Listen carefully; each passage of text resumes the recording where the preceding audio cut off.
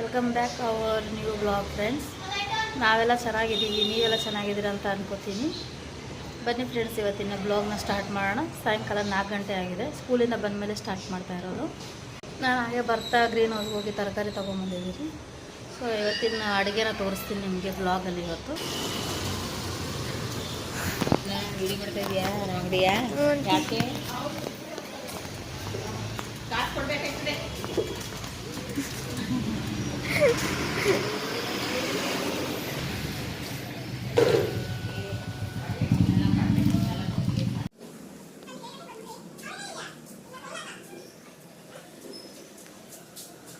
ನಾನು ಏನು ತೊಗೊಂಬಂದಿದ್ದೀನಿ ಅಂತ ತೋರಿಸ್ತೀನಿ. ಗ್ರೀನ್ ಹೌಸಿಂದ ಕೊತ್ತಂಬರಿ ಸೊಪ್ಪು, ಆಮೇಲೆ ಒಂದು ಕಟ್ಟು ಮೆಂತ್ಯ ಸೊಪ್ಪು,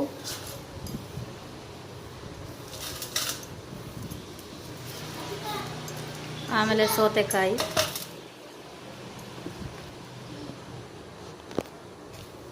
ಹಾಗೆ ಏನು ತೊಗೊಂಬಂದಿದ್ದೀನಿ ಅಂದರೆ ಪಪ್ಪಾಯ ಜ್ಯೂಸ್ ಮಾಡೋಕ್ಕೆ. ತುಂಬ ದಿನಗಳಾದಮೇಲೆ ನಾನು ಹೋಗಿದ್ದೆ ಗ್ರೀನ್ ಹೌಸ್ಗೆ. ಯಾವಾಗಲೂ ನನ್ನ ಮಗಳು ತೊಗೊಂಬರ್ತಿಲ್ಲ, ನಮ್ಮ ಮನೆಯವ್ರು ತೊಗೊಂಬರ್ತಾ ಇರ್ತಾರೆ.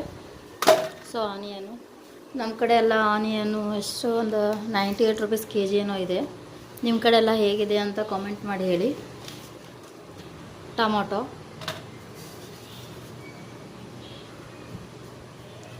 ನೋಡಿ 60 ರೂಪೀಸ್ ಕೆ ಜಿ ಇದೆ ನಮ್ಮ ಕಡೆ. ನಿಮ್ಮ ಕಡೆ ಎಲ್ಲ ಹೇಗಿದೆ ಅಂತ ಹೇಳಿ. ನೋಡಿ ಹಾಗಲಕಾಯಿ ತೊಗೊಂಬಂದಿದ್ದೀನಿ, ಹಾಗಲಕಾಯಿ ಫ್ರೈ ಮಾಡೋಣ ಅಂತ.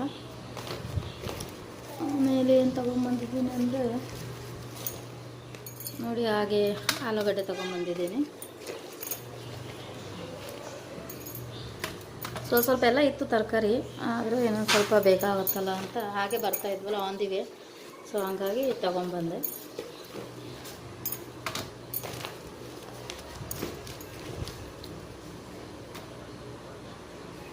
ಯಾರಿಗೆಲ್ಲ ನನ್ನ ಬ್ಲಾಗ್ನ ಇಷ್ಟ ಆಗುತ್ತೆ ಲೈಕ್ ಮಾಡಿ, ಶೇರ್ ಮಾಡಿ, ಕಾಮೆಂಟ್ ಮಾಡಿ, ಸಬ್ಸ್ಕ್ರೈಬ್ ಮಾಡಿ. ಹಾಗೆ ಏನಾದರೂ ಚೇಂಜಸ್ ಬೇಕಂದರೆ ಕಾಮೆಂಟ್ ಮಾಡಿ ಹೇಳಿ. ನ್ಯೂ ಬ್ಲಾಗರ್ ಅಲ್ವಾ, ಸೊ ಹಾಗಾಗಿ ಕೆಲವೊಂದು ಗೊತ್ತಾಗಲ್ಲ ನಮಗೆ ಏನು ಮಾಡೋದು ಏನಿಲ್ಲ ಅಂತ. ಸೊ ನೀವೆಲ್ಲ ಕಾಮೆಂಟ್ ಮಾಡಿ ಹೇಳಿದ್ರೆ ನಾವು ತಿದ್ಕೋಬೋದು ಅಷ್ಟೇ. ತೊಗರಿಕಾಯಿ ಹಾಕಿ ಪಲ್ಯ ಮಾಡೋದನ್ನ ಹೇಗಂತ ಹೇಳ್ಕೊಡ್ತೀನಿ ನೋಡಿ ಫ್ರೆಂಡ್ಸ್. ಇವಾಗ ತರಕಾರಿ ಎಲ್ಲ ಎತ್ತಿಟ್ಟಿದ್ದೀನಿ. ಇವಾಗ ಫಸ್ಟು ಬಟ್ಟೆ ತೊಳಿತೀನಿ. ಬಟ್ಟೆ ತೊಳೆದು ಪಾತ್ರೆ ತೊಳೆದು ಆಮೇಲೆ ಅಡುಗೆ ಮಾಡ್ತಾಯಿರ್ತೀನಿ. ಹಾಗೆ ಬ್ಲಾಗಲ್ಲಿ ಇರಿ, ಕಂಟಿನ್ಯೂ. ನಾನು ಹೇಳ್ಕೊಡ್ತೀನಿ ಪಲ್ಯ ಮಾಡೋದು, ಏನೆಲ್ಲ ಅಡುಗೆ ಮಾಡ್ತೀನಿ ಅಂತ ಅದು ಬ್ಲಾಗಲ್ಲಿ ತೋರಿಸ್ತೀನಿ. ನೋಡಿ ತೊಗರಿಕಾಯಿನ ಇವಾಗ ಬೇಯಿಸ್ಕೋಬೇಕು ಒಂದು ಸ್ವಲ್ಪ. ನೋಡಿ ಫ್ರೆಂಡ್ಸ್, ಅಲ್ಲಿಷ್ಟು ಪಾತ್ರೆ ಇದೆ, ಅವಿಷ್ಟು ತೊಳಿತೀನಿ. ಆಮೇಲೆ ಇದನ್ನು ಪಲ್ಯ ಮಾಡ್ತೀನಿ. ನಾನು ಸೊಪ್ಪನ್ನ ಬಿಡಿಸ್ತಾ ಇದ್ದೀನಿ. ಸೊಪ್ಪು ಬಿಡಿಸ್ಬಿಟ್ಟು ತೊಗರಿಕಾಯಿ ಹಾಕಿ ಪಲ್ಯ ಮಾಡೋದನ್ನ ಹೇಳ್ಕೊಡ್ತೀನಿ. ಇವಾಗ ನಾನು ತೊಗರಿಕಾಯ್ದು ಪಲ್ಯ ಮಾಡೋದು ಹೇಗೆ ಅಂತ ಹೇಳ್ಕೊಡ್ತೀನಿ. ಫಸ್ಟಿಗೆ ಒಂದು ಪಾತ್ರೆ ಇಟ್ಬಿಟ್ಟು ಅದಕ್ಕೆ ಬೇಕಾಗಿರುವಷ್ಟು ಆಯಿಲ್ ಹಾಕಿ ಮತ್ತೆ ನಾನು ಮಾಡ್ತಾ ಇರ್ತೀನಿ ಅವಾಗವಾಗ. ಸ್ವಲ್ಪ ಜೀರಿಗೆ ಹಾಕ್ಬಿಟ್ಟು ಜೀರಿಗೆ ಎಲ್ಲ ಚಟಪಟ ಅಂದಾದಮೇಲೆ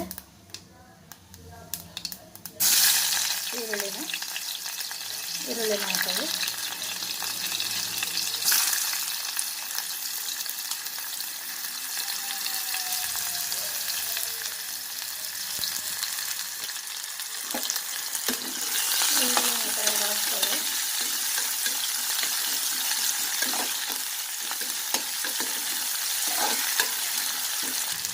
ಆಮೇಲೆ ಹಸಿಮೆಣಸಿನ್ಕಾಯಿ,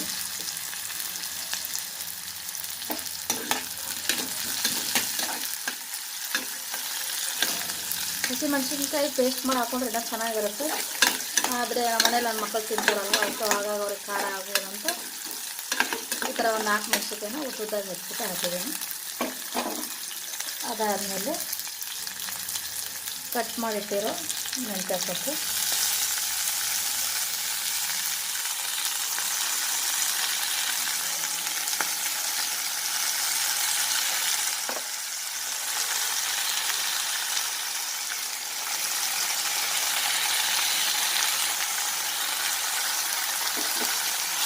ಚಪಾತಿಗೂ ಚೆನ್ನಾಗಿರುತ್ತೆ, ಮುದ್ದೆಗೆ ಸಾರು ಏನಾದರೂ ಇದ್ದರೆ ಸೈಡಿಗೆ ಪಲ್ಯ ಚೆನ್ನಾಗಿರುತ್ತೆ.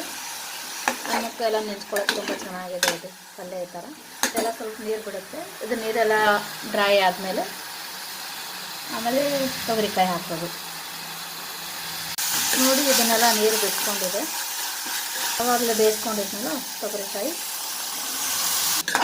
ನಮ್ಮ ಮನೇಲಿ ಎಲ್ಲರೂ ಇಷ್ಟಪಟ್ಟು ತಿಂತಾರೆ ಇದನ್ನು. ಒಂದ್ಸರಿ ಮಾಡಿ ನೋಡಿ ನೀವು. ಸ್ವಲ್ಪ ಅರಿಶಿನ ಹಾಕ್ಬಿಟ್ಟು ರುಚಿ ತಕ್ಕಷ್ಟು ಉಪ್ಪು, ಸ್ವಲ್ಪ ಹಸಿಕಾಯಿ. ಯಾವಾಗ ಬೇರೆ ಥರ ಮಾಡ್ಕೊಳ್ಳೋದು, ಯಾಕಂದರೆ ಇವಾಗ ಸೀಸನ್ ಅಲ್ವಾ. ಸೊ ಎಷ್ಟು ಕಲರ್ಫುಲ್ ಆಗಿದೆ, ತುಂಬ ಚೆನ್ನಾಗಿರುತ್ತೆ, ಟೇಸ್ಟಿಯಾಗಿರುತ್ತೆ ತಿನ್ನೋಕ್ಕೆ. ತೊಗರಿಕಾಯಿ ಮತ್ತು ಮೆಂತ್ಯ ಸೊಪ್ಪಿನ ಪಲ್ಯ ಹೇಗಿದೆ ಅಂತ ಕಾಮೆಂಟ್ ಮಾಡಿ ಹೇಳಿ. ಹಾಗಲಕಾಯಿನ ಫ್ರೈ ಮಾಡ್ತಾಯಿದ್ದೀನಿ.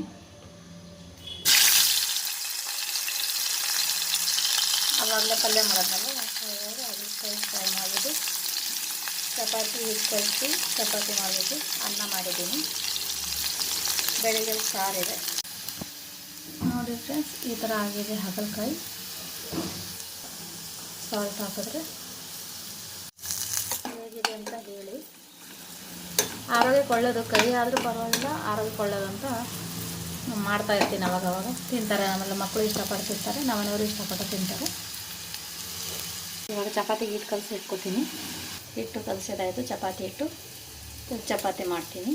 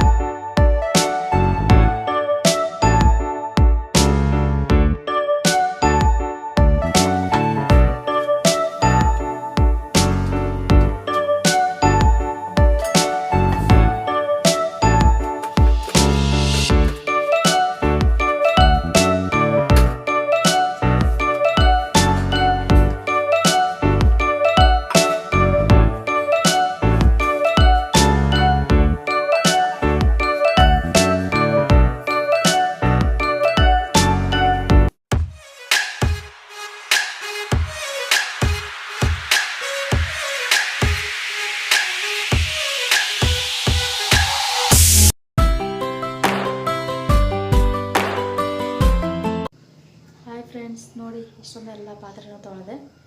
ಹಾಗೆ ಊಟನ ಆಗೋಯ್ತು ನಮ್ಮದು. ಇವತ್ತಿನ ಬ್ಲಾಗ್ ಇಷ್ಟೇ. Thank you so much. ಹೀಗೆ ಸಪೋರ್ಟ್ ಮಾಡ್ತಾಯಿರಿ.